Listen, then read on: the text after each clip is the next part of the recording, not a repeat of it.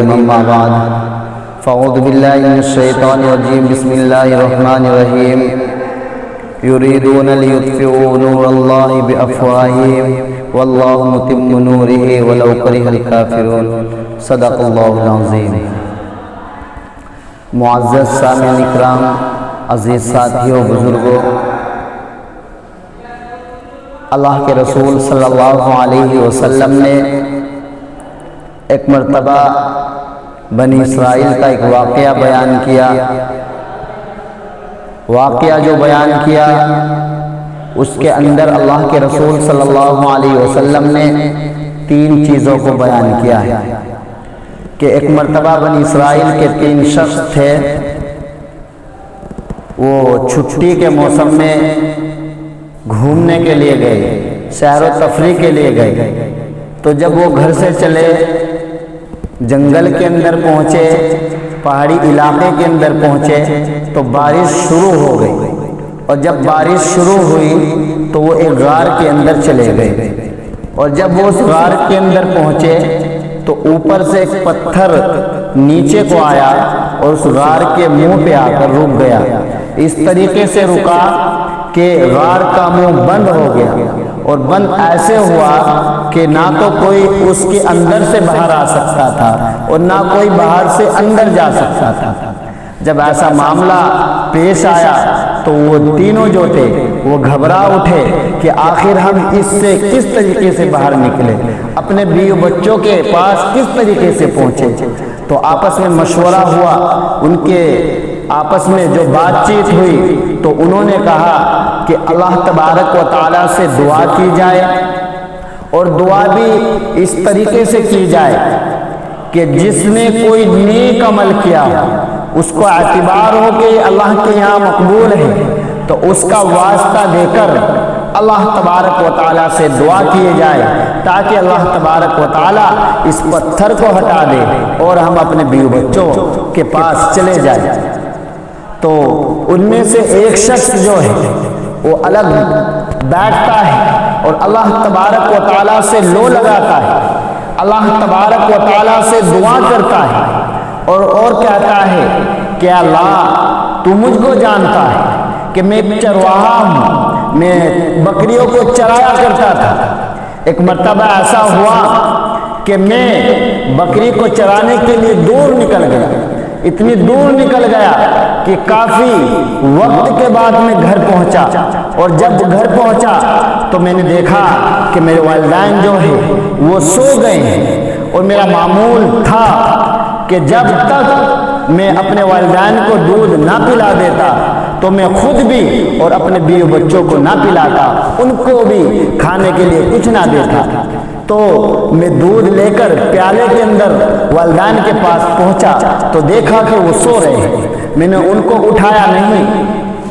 لیکن میرے بیوی بچے آتے، میرے چھوٹے چھوٹے بچے آتے اور کہتے کہ ابا بھوک لگ رہی ہے، لیکن میں نے ان کو نہ پلایا اس وجہ سے کہ پہلے میرے والدین پئیں گے، بعد میں میرے بیوی بچے پئیں گے، اور وہ اسی طریقے سے سوتے رہے۔ وہ صبح اٹھے تو صبح ان کو پلایا،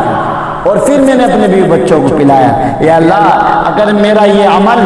تیرے یہاں مقبول ہے تو یا اللہ اس پتھر کو ہٹا دیجئے تاکہ ہم بھی اپنے بیوی بچوں میں جا کر مل جائے۔ تو جب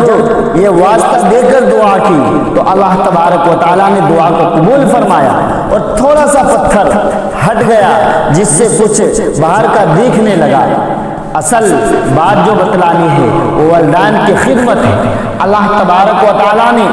والدین کو ایسا بنایا ہے، اگر انسان چاہے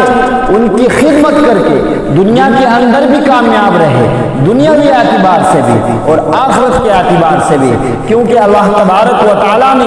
ماں باپ کو جو بنایا ہے ایسا بنایا ہے کہ ماں باپ جو ہے اپنے بچوں کے اوپر اپنی جان تک قربان کرنے کے لیے تیار رہتے ہیں۔ ماں باپ جو ہے اپنے بچوں کو اپنا خون تک پلا دیتے ہیں۔ ماں کو اللہ تبارک و تعالیٰ نے ایسا بنایا، باپ کو ایسا بنایا کہ وہ محنت مزدوری کرتا ہے، نہ سردی دیکھتا ہے نہ گرمی دیکھتا ہے، نہ حلال کی تمیز کرتا ہے نہ حرام کی تمیز کرتا ہے، لیکن اپنے بچوں کی ضرورت کے لیے سب کچھ کرنے کے لیے تیار رہتا ہے۔ ماں جو ہے اپنے بچے کو خون تک پلا دیتی ہے۔ ایک کافی وقت پہلے ایک واقعہ پیش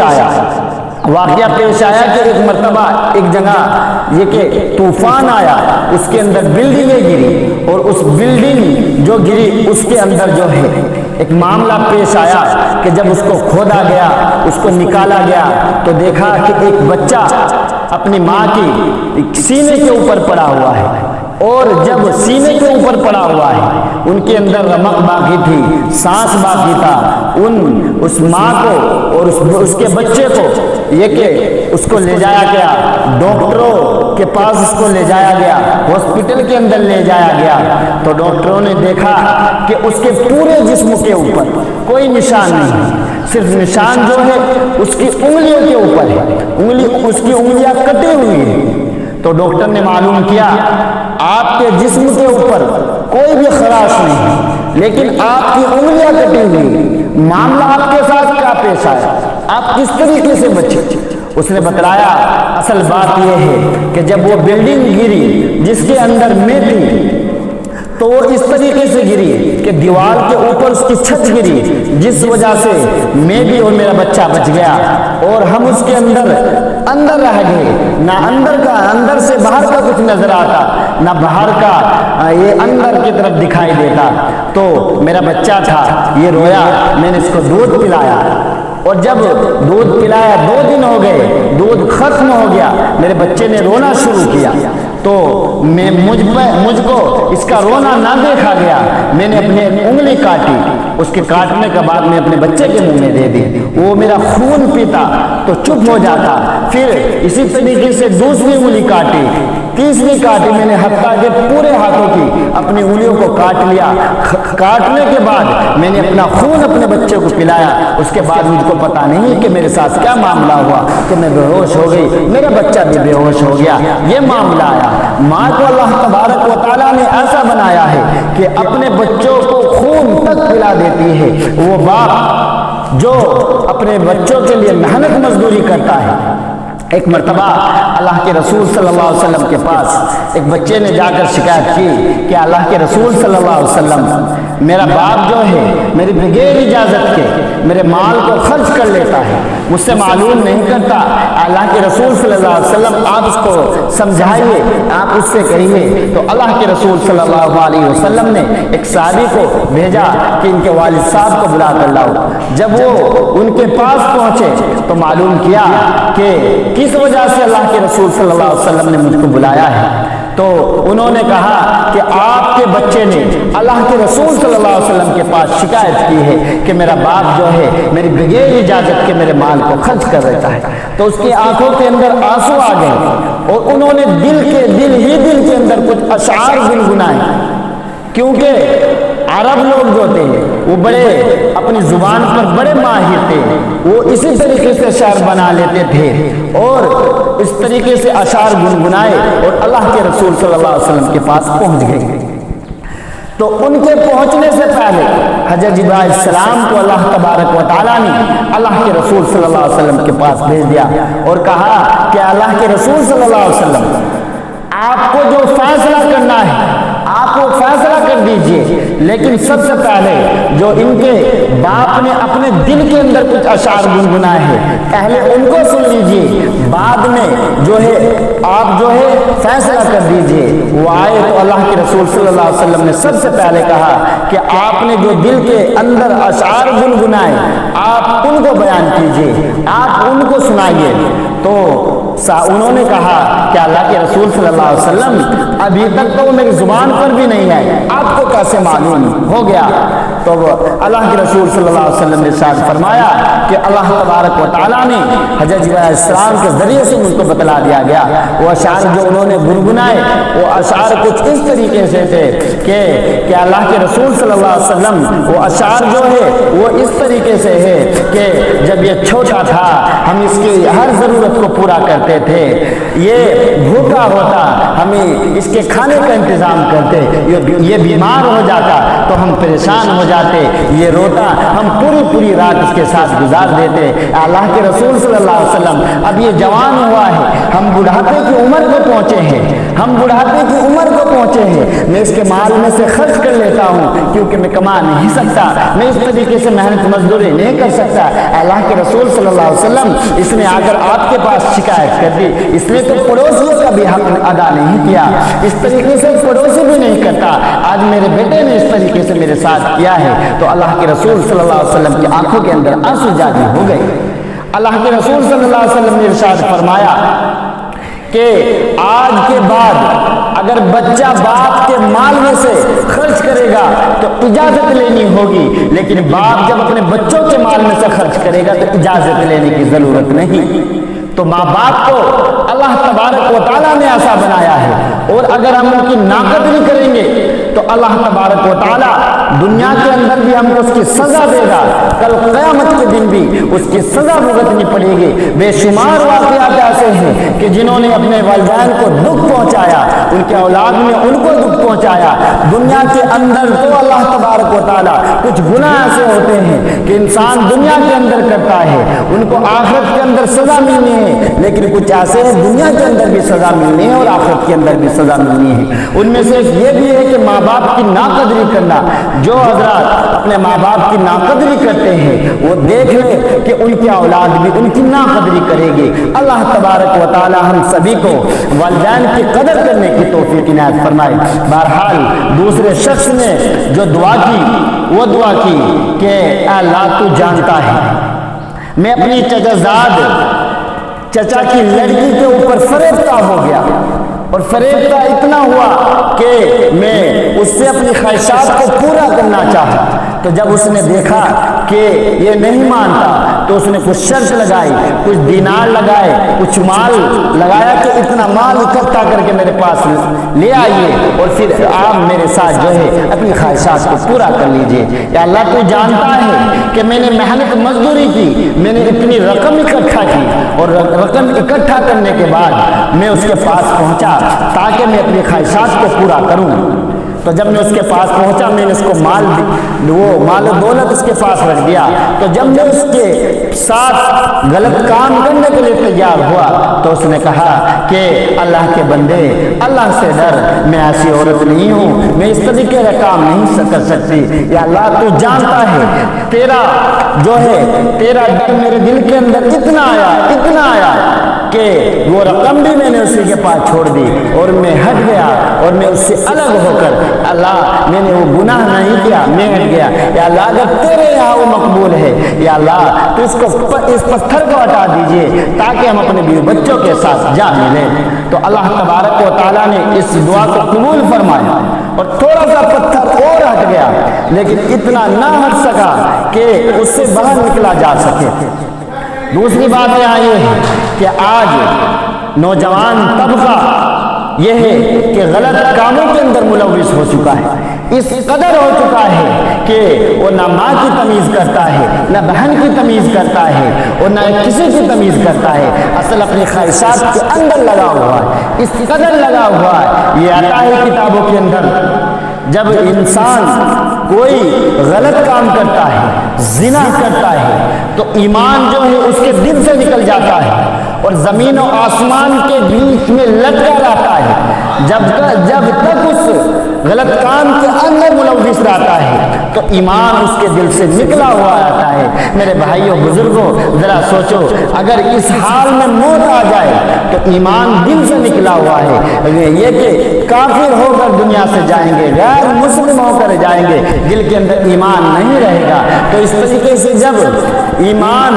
دل کے اندر نہیں رہے گا، دنیا سے جائیں گے تو جہنم کے اندر جلنا پڑے گا، پوری زندگی جہنم کے اندر رہنا پڑے گا۔ یہ ایمان ہے، اس کی حفاظت کرو۔ اللہ تبارک و تعالیٰ نے اللہ کے رسول صلی اللہ علیہ وسلم کے ذریعے سے ہم تک پہنچایا، اور بے شمار واقعات ایسے ہیں کہ یہ قرآن کریم اس بات کی گواہی دیتا ہے، الخبیثات للخبیثین والخبیثون للخبیثات، کہ پاک مرد جو ہے پاک عورتوں کے لیے، پاک عورتیں پاک مرد کے لیے ہے۔ اگر اللہ نہ کرے کسی نے کوئی غلط کام کیا تو ان کے ساتھ جو رشتہ ہوگا اللہ رحم کرے کہ وہ بھی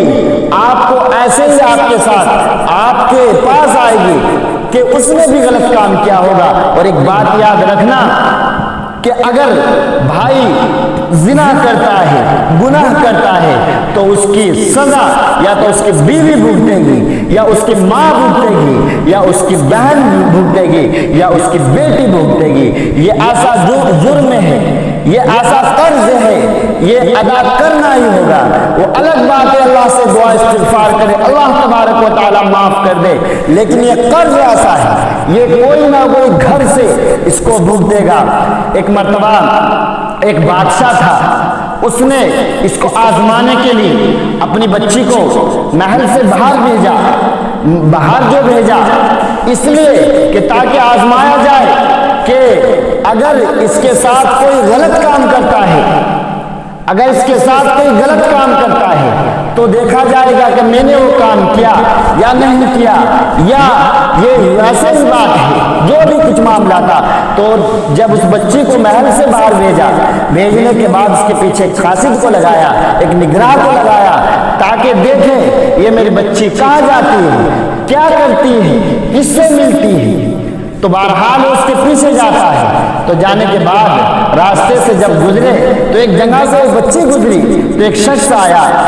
آنے کے بعد اس شخص نے اس لڑکی کا ہاتھ پکڑا، اور ہاتھ پکڑنے کے بعد چھوڑ دیا۔ اس کے بعد وہ محل کے اندر آئی تو معلوم کیا گیا، تو بادشاہ کو اس نے بتلایا کہ آپ کی بچی کے ساتھ کسی نے کچھ غلط کام نہیں کیا، نہ آپ کی بچی نے کیا، لیکن صرف ایک معاملہ پیش آیا۔ معاملہ پیش جو آیا وہ یہ آیا کہ ایک شخص آیا، اس نے اس کے ہاتھ کو پکڑا اور پکڑنے کے بعد چھوڑ کر چلا گیا۔ تو بادشاہ جو تھا اس کی آنکھوں سے آنسو جاری ہو گئے، اور اس نے کہا کہ جوانی کے عالم تھا، میں نے بھی اسی طریقے سے ایک لڑکی کا ہاتھ پکڑا تھا، آج اللہ تبارک و تعالیٰ نے اسی کی بدولت آج اللہ تبارک و تعالیٰ نے میری بچی کا ہاتھ پکڑایا ہے۔ یہ تو ایسا قرض ہے کہ دنیا کے اندر بھی اس کی سزا بھگتنی پڑتی ہے۔ اور اللہ کے رسول صلی اللہ علیہ وسلم جب معراج پر گئے تو وہاں دیکھا کہ کچھ لوگ جو ہے ایک گھر کے اندر اس طریقے کا گھر کہ نیچے سے کشادہ بڑا ہے، اوپر سے چھوٹا ہے، اور اس کے اندر آگ جل رہی ہے، تنور کی طرح ہے، اور جب اس کے اندر آگ تیز ہوتی ہے تو جو زناکار مرد ہیں، زناکار عورتیں ہیں، وہ ننگے جو ہے اس کے اندر ہے، تو جب آگ تیز ہوتی ہے وہ اوپر کو آتے ہیں، ایسا لگتا ہے کہ وہ چھوٹے منہ سے باہر نکلیں گے لیکن اس سے نہیں نکل پاتے، اور پھر جب آگ کم ہوتی ہے تو وہ نیچے کو چلے جاتے ہیں۔ اللہ کے رسول صلی اللہ علیہ وسلم نے معلوم کیا، کیا جبرائیل یہ تو بتلائیے کون لوگ ہیں؟ تو حضرت جبرائیل علیہ السلام نے فرمایا کہ اللہ کے رسول صلی اللہ علیہ وسلم یہ آپ کی امت کے یہ وہ لوگ ہیں جو زناکار ہیں، جو زنا کیا کرتے تھے دنیا کے اندر۔ تو ہم کو چاہیے اس گناہ سے بچے، پرہیز کرے۔ قرآن کہتا ہے وَلَا تَقْرَبُوا الزِّنَا، زنا کے قریب بھی نہ جاؤ۔ زنا کرنا الگ بات، لیکن زنا کے قریب بھی نہ جاؤ۔ جب قریب بھی نہیں جائیں گے تو اللہ تبارک و تعالی حفاظت فرمائے گا۔ اللہ تبارک و تعالی اس پر عمل کرنے کی توفیق عنایت فرمائے، زنا کاری سے، غلط کاموں سے بچنے کی توفیق عنایت فرمائے۔ اور تیسرا جو شخص تھا اس نے جو واسطہ دے کر دعا کی، وہ دعا کی کہ اللہ تو جانتا ہے۔ ایک مرتبہ میرے پاس ایک مزدور آیا، اس نے میرے گھر مزدوری کی، میں نے اس کی کچھ رقم متعین کی، کچھ دھان متعین کیا، اور جب شام کے وقت اس کے مزدوری لینے کا وقت آیا تو اس نے مزدوری کو نہ لیا بلکہ اس کو چھوڑ کر چلا گیا۔ یا اللہ وہ دھان تھا، میں نے اس کو بویا، میں اس کو بوتا رہا، اس سے اتنا مال و دولت اکٹھا ہو گیا، اتنا مال و دولت اکٹھا ہو گیا کہ وہ ایک مرتبہ آیا اور آنے کے بعد کہا کہ مجھے مزدوری دیجیے۔ تو میں نے کہا کہ یہ گائے بھینسیں اور جو مال و دولت ہے یہ سب کچھ تیرا ہے، اس کو لے جا۔ اس نے کہا مذاق نہ کر، میری مزدوری دے۔ اس نے کہا کہ اللہ، میں نے کہا کہ یہ سب کچھ تیرا ہے، یا اللہ وہ لے کر چلا گیا، یا اللہ اگر تو جانتا ہے یہ کام میں نے تیرے لیے کیا، اس کا حق ادا کر دیا، تو اللہ اس پتھر کو ہٹا دیجئے تاکہ ہم بھی اپنے بیوی بچوں کے پاس چلے جائیں، ان سے جان لیں۔ اور تو اللہ تبارک و تعالیٰ نے اس کی دعا کو بھی قبول کیا، کیونکہ اللہ تبارک و تعالیٰ کی رضا کے لیے اس نے دعا کی تھی، اللہ کی رضا کے لیے کام کیا تھا، تو پتھر ہٹ گیا۔ یہاں بتلانا مقصود یہ ہے، آج ہم دوسروں کے مال کو ضبط کر لیتے ہیں۔ اگر کوئی آج مضبوط ہے، کمزوروں پر ظلم ستم کرتے ہیں، اس کے مال کو چھین لیتے ہیں، ہڑپ لیتے ہیں، ان کے کاروبار کے اوپر، گھر کے اوپر قبضہ کر لیتے ہیں۔ آج اگر ہم نے دنیا کے اندر یہ اس طریقے سے کیا، دنیا کے اندر بھی سزا بھگتنی ہوگی، کل قیامت کے دن بھی یہ سزا بھگتنی ہوگی۔ کتابوں کے اندر تو یہاں تک آتا ہے، اگر کسی نے کسی کی ایک بالش زمین کو ہڑپ لیا، ایک بالش زمین کو ہڑپ لیا، تو کل قیامت کے دن اس کے گلے کے اندر 7 زمین کا توق بنا کر ڈال دیا جائے گا، 7 زمین کا توق بنا کر گلے کے اندر ڈال دیا جائے گا۔ یہاں تک بھی آتا ہے اگر کسی نے 1 روپیہ کسی کا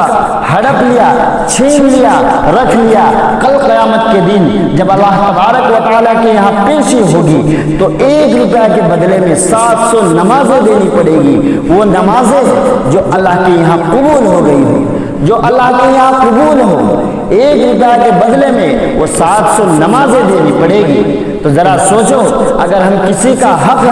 رکھیں گے، کسی کے مال و دولت کو ہڑپیں گے تو ہمارا کیا حال ہوگا؟ ہم مال اکٹھا کرتے ہیں اپنی بیوی بچوں کے لیے، بیوی بچے اس سے فائدہ اٹھائیں گے، سزا ہم بھگتیں گے۔ علماء اکرام نے تو یہاں تک لکھا ہے کہ انسان جب دنیا سے رخصت ہوتا ہے اس کے 5 حصے بن جاتے ہیں، 5 حصے۔ پہلا حصہ جو ہوتا ہے اس کی روح ہوتی ہے، اس کو ملک الموت لے کر چلی جاتی ہے۔ دوسرا حصہ جو ہوتا ہے اس کا جسم ہوتا ہے، اس کو قبر کے اندر رکھا جاتا ہے، اس کو کیڑے وغیرہ کھا جاتے ہیں۔ تیسرا حصہ ہوتا ہے اس کا مال ہوتا ہے، اس کے مال کو اس کے ورثہ، اس کے بیوی بچے آپس میں تقسیم کر لیتے ہیں۔ چوتھا حصہ جو ہوتا ہے اس کی ہڈیاں بچتی ہیں، اس کی ہڈیوں کو مٹی کھا جاتی ہے۔ اور 5واں حصہ جو ہوتا ہے اس کا یہ کہ نیکیاں ہوتی ہے، اس کی نیکیاں ہوتی ہے، اس کو اس کے حق والے لے جاتے ہیں۔ دنیا کے اندر اگر ہم نے کسی کو گالی دی، کسی کو مارا، کسی کے اوپر ظلم کیا، کسی کی زمین کو چھینا، کسی کے مال کو ہڑپا، تو کل قیامت کے دن وہاں تو مال نہیں ہوگا، نیکیاں چلے گی، تو ان کا حق جو اللہ تبارک و تعالیٰ دلوائیں گے، اس کا حق جو ہوگا اس کی نیکیاں ان بندوں کو دلوا دیں گے۔ آگے آتا ہے اگر نیکیاں ختم ہو جائے گی، جتنا حق ان کا بنتا ہے ان کے گناہوں کو اس کے اوپر ڈال دیا جائے گا، تو اس طریقے سے حق دلایا جائے گا۔ ایک مرتبہ اللہ کے رسول صلی اللہ علیہ وسلم نے ارشاد فرمایا، اپنے صحابہ سے معلوم کیا میرے صحابہ یہ بتلائیے کہ غریب کون ہے؟ تو صحابہ نے کہا کہ اللہ کے رسول صلی اللہ علیہ وسلم جس کے پاس مال و دولت نہ ہو وہ غریب ہے۔ تو اللہ کے رسول صلی اللہ علیہ وسلم نے ارشاد فرمایا کہ غریب وہ نہیں ہے، اصل غریب جو ہے وہ غریب وہ ہے جو دنیا کے اندر بہت نیکیاں کرے، حج بھی کرے، یہ کہ نمازیں پڑھے، روزہ رکھے، نوافل ادا کرے، مال کو اللہ کے راستے میں خرچ کرے، لیکن جب اللہ تبارک و تعالیٰ کے پاس پیشی ہو تو اس کے پاس کوئی نیکیاں نہ ہو۔ کیوں؟ اس وجہ سے کہ جن کا حق انہوں نے دنیا کے اندر مارا تو اللہ تبارک و تعالیٰ وہ نیکیاں ان کو دلا دیں گے، تو وہ اصل غریب ہے۔ تو ہم کو چاہیے دنیا کے اندر رہے، پیار و محبت سے رہے، ایک دوسرے کے حق کو ادا کرے، یہ کہ پڑوسیوں کا حق ادا کرے، کسی کے مال کے اوپر ہم قابض نہ ہوں، کسی سے مال کو نہ ہڑپے، کسی کی زمین و جائیداد کو نہ ہڑپے، اگر ہم سے کوئی کمزور ہے اس کے اوپر ظلم ستم نہ کرے، کیونکہ دنیا کے اندر بھی اس کی سزا بھگتنی ہوگی، کل قیامت کے دن بھی اس کی سزا بھگتنی ہوگی۔ اور اگر ہم